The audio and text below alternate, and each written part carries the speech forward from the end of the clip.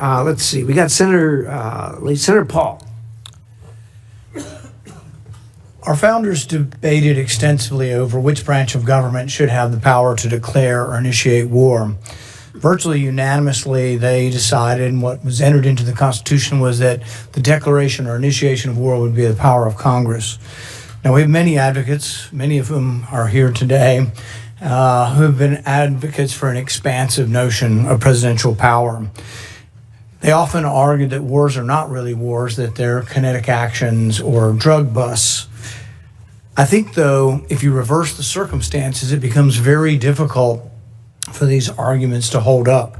So I would ask you, if a foreign country bombed our air defense missiles, captured and removed our president, and blockaded our country, would that be considered an act of war? Well, I think your question is about and I will acknowledge you've been very consistent on all these points the entire career. So let me no matter who's in charge. So I will point to two things. The first is it's hard for us to conceive that an operation that lasted about 4.5 hours and was a law enforcement operation to capture someone we don't recognize as a head of state, indicted in the United States, wanted with a $50 million bounty. My question would be, if it only took 4 hours to take our president, it's very short, nobody dies on the other side, nobody dies on our side, it's perfect.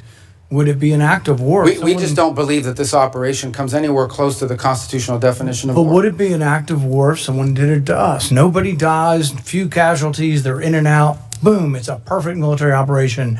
Would that be an act of war? Of course it would be an act of war. I'm probably the most anti-war person in the Senate, and I would vote to declare war if someone invaded our country and took our president.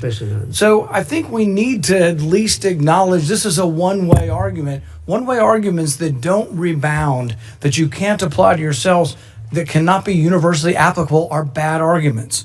So my next question would be, let's say it's not a war. We're just going to define it away and say it's not a war. That's one of the arguments.